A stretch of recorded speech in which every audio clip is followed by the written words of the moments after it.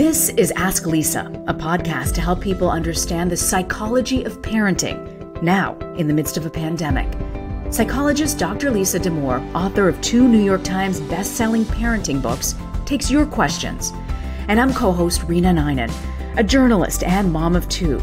Some of what we talk about comes from raising children ourselves. Most of the time, I'll be getting answers to your parenting questions. So send your questions to Ask Lisa at drlisadamour.com. In this episode, we're going to cover dealing with conflict.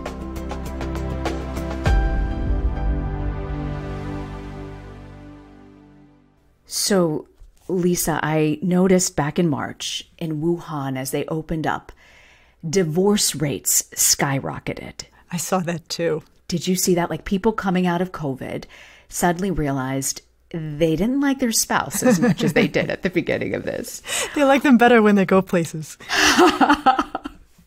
It is hard though, right? We're not meant to spend this much time alone together with our children or our partners. No, I mean, it really is one of those things. Like, we all want more family time, but this is a lot of family time. There is no question about it. No question about it. So how do you deal with this? Because, I mean, I think there are a lot of people who are even co-parenting who might not even be living in the same house, but are forced to interact more closely than ever before. And then you've got relationships of people who have been together a long time, not doing so well in the start of COVID and have just deteriorated. What's your advice for dealing with people who are trying to cope with their children, whether they're young adults or elementary age kids, and partners, spouses, boyfriends, girlfriends? People realize a lot about the other person in the midst of quarantine. All right, so let's think of this in 2 categories. One is where the conditions of living in a pandemic become fault finders, right? Where you know, if there was a crack, the pressure on that crack really causes it to, you know, open wide open. So maybe a relationship that was not in such good shape before, either between adults or between parents and children. The strain of living through this pandemic is definitely making whatever wasn't working well before now work really not well. So there's that. And then let's come back to this question of, like, relationships that were perfectly fine, but we're just annoyed with everybody all the time, or they're around all the time and making themselves annoying, or we get annoyed. So my experience of COVID-19 is that it just accelerates things. It just exacerbates things. And maybe it accelerates some positive changes. I'm sure it will. But I'm not surprised that we're seeing divorce rates go up in some countries. You know, we've got China leading the pack in terms of just being ahead of everybody in the timeline on this, because stress is cumulative. And if you were under stress before COVID-19, or your relationship was under stress before COVID-19, then the strain of COVID-19 just lands on top of that and worsens it. And it may bring people to places they didn't think they'd get to in a relationship. I'm not convinced this is the worst thing ever, right? I'm not convinced that being forced to make a change that maybe one had been able to avoid or get around is a terrible thing. I know it's painful. I'm sure it's awful in many cases, but it also may be one of those things where people make changes and address problems that they had been effectively, you know, kind of brushing under the rug in the past. How do you know when your relationship is just unable to be repaired, whether it's with a child or it's with a partner? I think you can repair any relationship with a child. So let's assume there's always good work to be done in that department. Now, between adults, there may come a breaking point. And one of the things I learned along the way in my training is, you know, you're at a stopping place when you can no longer negotiate the terms of the relationship. What do you mean? So what I mean is, if I were to say to my partner, a theoretical partner, listen, I feel like we're not spending the kind of time together I want, or I feel like you're not treating me in the way I want to be treated, or I feel like you're not hearing me when I say this. And it becomes clear that we've arrived at an impasse where that person has no interest in trying to meet me halfway or negotiate or take seriously my concerns, that's usually where things can come to grief. And they come to grief in one of two ways, which is that me, again, in this theoretical role, I might say, well, okay, so I accept that I'm not going to get everything I want out of this relationship, and I've tried, and I will take what I can get, and I will give up on what I'm asking for. Or it may come to grief of me saying, you know, what I've put on the table here is non-negotiable. You're not willing to come to the negotiating table. I'm ready to move on. And then what about relationships where it's just COVID? So then there's just like garden variety, too much family time problems. So one thing that I think a lot of people are starting to discover is that we don't have to be together all the time. You know, I think in the early days, we're like, okay, this is terrifying, and we're home together, and like, let's have theme nights, and let's have family game nights, and let's have movie nights, and that was adorable and cute. And I think the cuteness has worn off, and the need to be together constantly has worn off. What I am loving hearing about are ways in which people have found time apart in a way that doesn't feel like a rejection. So one parent told me about what they call yo-yo dinners, which is you're on your own dinner. I mean, how often can a mom do that when parents do that? How often must we eat together, I think, is the question here. And so one parent or another or a kid would be like, tonight's a yo-yo dinner night, which is basically feed yourself, you know, and I think that's brilliant. And I have called that several times since learning it. I have a daughter who's 16 who is an incredible diplomat. And I would say a couple months ago, out of nowhere, she said, you know, I think this weekend maybe we should take a sabbatical from one another. I love it. It was so cute. And you know, I negotiated some terms with her because I was like, well, can I hang out with Daddy? And she's like, yeah, you can do whatever you want, but I will be on sabbatical over in my room, and I'll see you guys on Sunday. Yeah. And I love that kind of positioning of, it's not that I don't love you guys, it's that we do not need to be together all the time. So I think that that's a place to start in terms of reducing friction, is to recognize we are not nearly accustomed to being together so much. When you look at the relationship of being under quarantine, I mean, you and I talk about this all the time. It's wonderful to be able to work from home in a way that I would be on the 7:55 a.m. train to New York every day. But at the same time, you know, finding the separation from your children who you love and are not meant to be around 24 hours a day. Mm-hmm. What advice do you have for parents who are also struggling with their own identity of working, of trying to maintain a sense of normalcy, but not letting their kids feel that they don't want to be around them? Yeah. I was talking to one of my clinical colleagues the other day, and she said a brilliant thing. She said, you know, we're moving from coping to adaptation. And I think she's really right. Like that just has been, you know, kind of knocking around in my head for a few days since she said it. And I think it's really useful to frame things in that way because we are now really having to adapt to the idea of being in our homes a lot for work and school, both extraordinarily strange conditions. And so it means we probably have to articulate things that we have yet to articulate. And so what I mean is I'm getting ready to, you know, get us into a school schedule where I am home all the time, and I think my daughters will be home all the time. That's what their school district is saying. And to start to articulate, okay, from 8:15 to 11:30, go to school. Mm-hmm. I'll see you for lunch at 11:30, then go back to school, and I'm using, you know, school in a loose term here, remote, hybrid, who knows what it'll look like. And then I'll see you again at 4. But to actually lay out the expected times of when we're going to be able to chat in the middle of the day and when we're each supposed to be doing our activities, despite the fact that we will occasionally run into each other when we stop to use the restroom or run down in the kitchen to get a snack. So should there be rules of engagement with the family? And I'm thinking particularly now with school starting and trying to figure out a sense of normalcy to be productive at work, or if you're looking for work, to be able to have that time to look for a job. How do you show your children that you care, that you're engaged? They're likely doing school from home.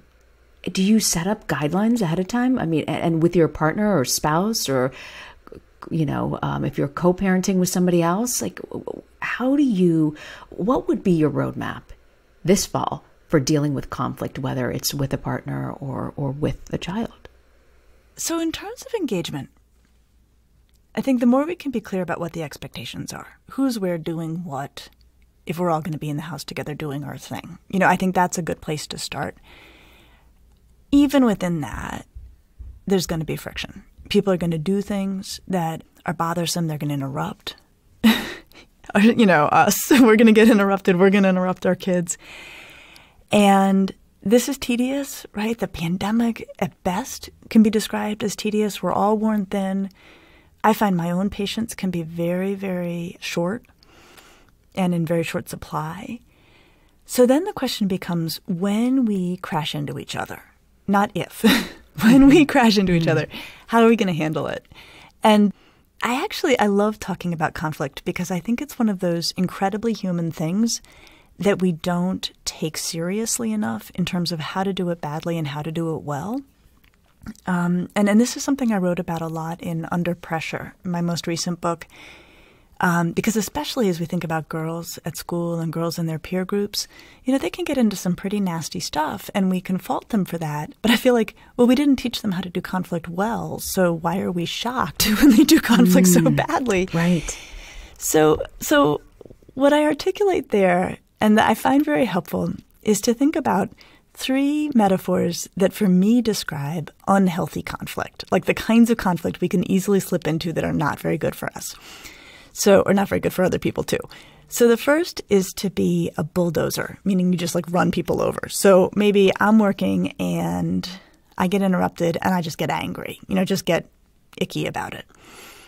The second is to be a doormat, which is where you let yourself be run over. So maybe I'm working, I've made it clear I can't be interrupted right now. And then I get interrupted and then I just kind of, oh, poor me. Like kind of, it's like just feel frustrated on my own, but don't do anything to resolve it.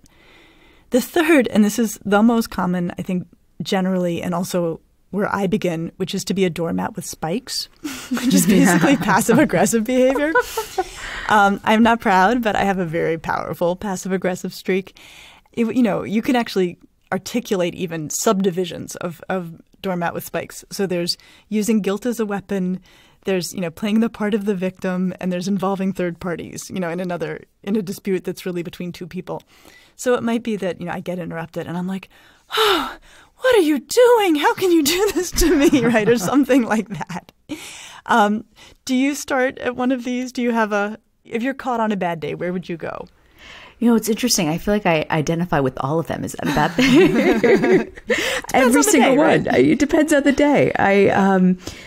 But it's interesting how you talk about these different methods of metaphors of dealing with conflict, because you were talking about, how do you do conflict well? What's the key to doing conflict well? Like, we all know there's going to be conflict in our lives, right? So how do you master that before you even get into it? So the key here is to try to not do those 3 things. And part of, I think, how you don't do them is you name them and you acknowledge them and you figure out where your first impulse is. So you try to catch it before you act on it. Mm-hmm. And the metaphor that I like for healthy conflict is to be a pillar, where you stand up for yourself while being respectful of the other person. It's hard to do it, and yet I think, when we're doing a good job of conflict, we can get there. So maybe a kid interrupts us and we say, hey, look, you and I both know that we set out a schedule to prevent this. I'm going to ask you to respect that schedule, and I'm going to respect it with regard to you. So something like that, where we both are direct and kind, but also clear about what needs to happen to keep this particular conflict from occurring repeatedly. When you go into a conflict like this, you talk about be a pillar, standing up tall for yourself. I think a lot of times the other person then feels like they haven't been heard, right? Yeah, no, it can be, you get to some conflicts where you do feel stuck, right? That even if in articulating your own position, you feel like, look, this is fair, I'm being clear, what I'm saying makes sense. And the conflict that I have watched unfold this summer that has been so painful to hear about in my practice and in my community is this one between parents and teenagers around teenagers wanting to see their friends because, of course, they want to see their friends. Yeah. They're teenagers. This is what they do. This is their oxygen. And parents being rightly reluctant to let that happen. And I have to say, in my 25 years of caring for kids and families, this is the worst situation I have ever seen families put in of, a teenager's absolutely understandable right and wish to go out with their friends in the most benign ways, right? And a parent's understandable concern that in and of itself is dangerous. Even the most, kind of mild activity now feels dangerous. And it's been excruciating to watch families try to work through this conflict because it is unlike any other I have seen in terms of both parties being 100% right and in disagreement with one another. Right. So on that one, I've fallen back on some research that I looked at a long time ago that I thought was so smart about how to get out of an impasse in a conflict. And it's where we ask each party to articulate the other party's position. So if a teenager is saying, come on, just let me go over to Billy's house, come on. And the parent is saying, no, you cannot go, right? And you can just see how this could get so ugly. As corny as it is, a really helpful next step is for the parent to say to the teenager, articulate, say in your own words, why I am scared for you to go to Billy's. And for the teenager to have to think through and say what the parent's position is on this. And ideally, the teenager would be able to say, okay, well, you're scared I'm going over to Billy's because you have no idea who will be over there really.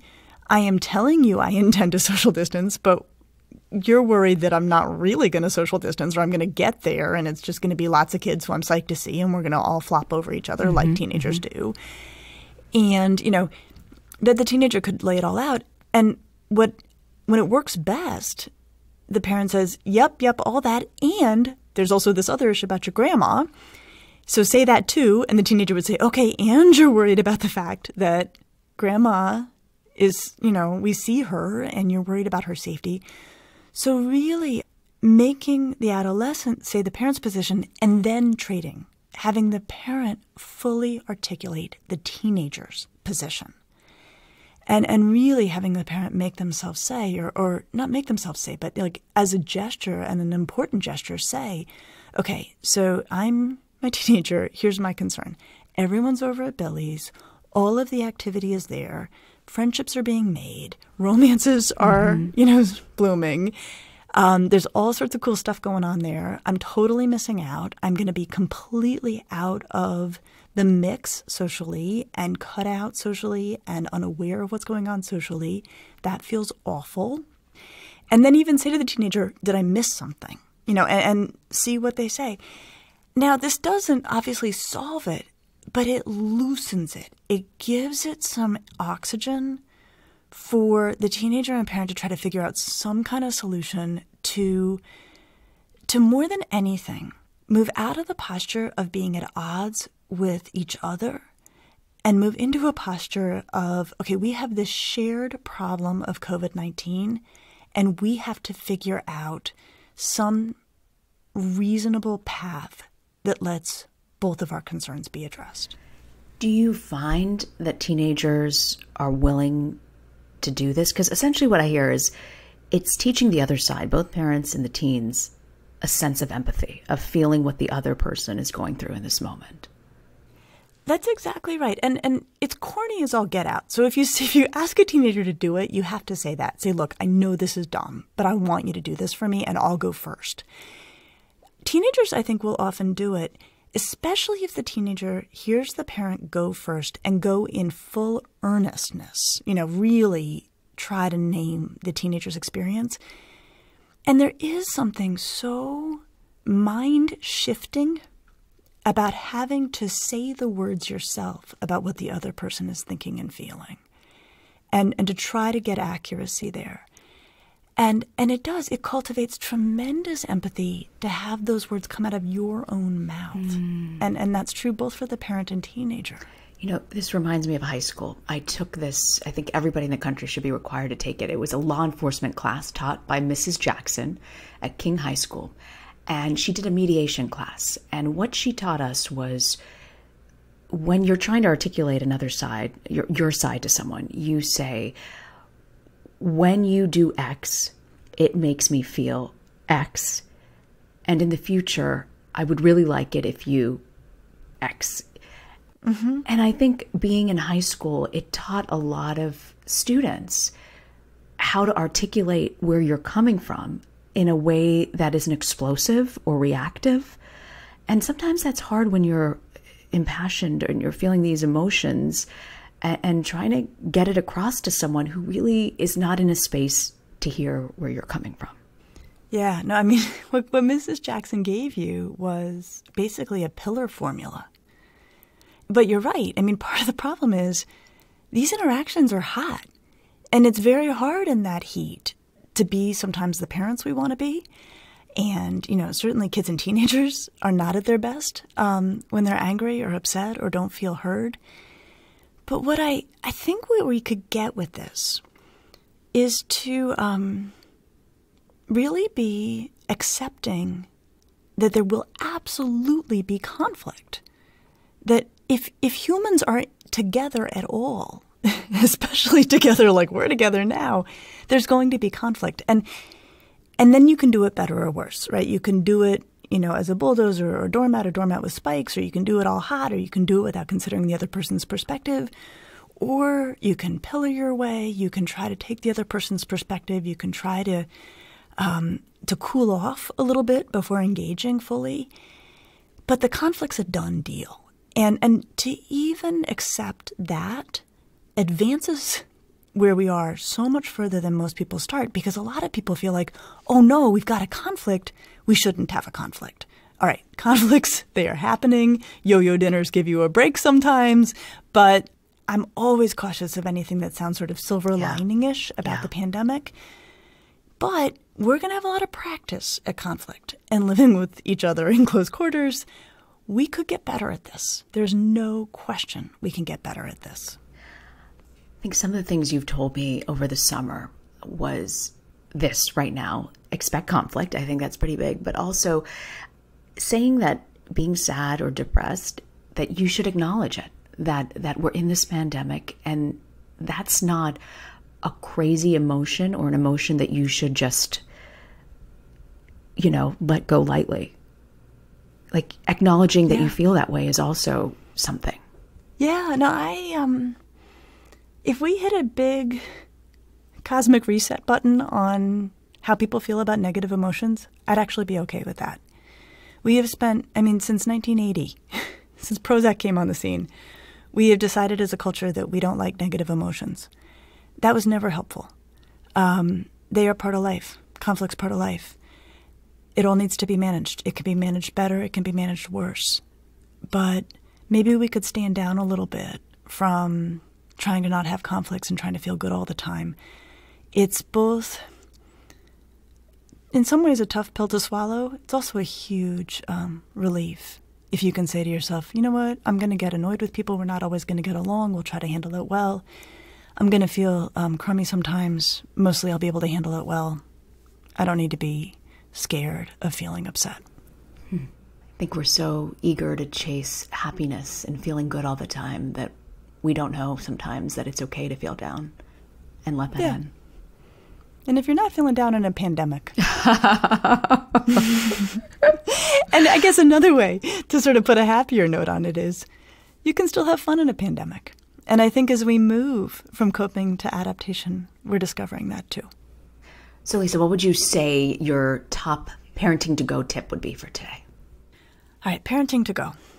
Thinking about conflict, to stick with our theme. One thing I know is true with kids and teenagers is sometimes when they're upset, they say stuff that the second it is out of their mouth, they wish they hadn't said it. This happens with grown-ups too. They're impulsive, stuff gets out in front of them, their mouths get out in front of them, and it's super inappropriate, and the parent knows it and the kid knows it instantly. A gracious and also tactical maneuver as a parent in that moment is to say, I'm going to pretend I did not hear that. And it both draws the line that is very reassuring and totally expected by the kid, and lets the kid restart and do over, and spares the parent having to go after the kid for what they did or said. It just lets them hit a reset button.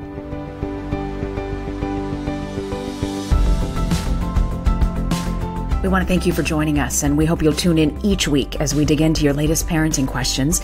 You can send those questions straight to us at asklisa@drlisadamore.com. Now, a word from our lawyers. The advice provided on this podcast does not constitute or serve as a substitute for professional psychological treatment, therapy, or other types of professional advice or intervention. If you have concerns about your child's well-being, consult a physician or a medical health professional. If you're looking for additional resources or information about this podcast, check out Lisa's website, drlisadamore.com. We'll see you next week.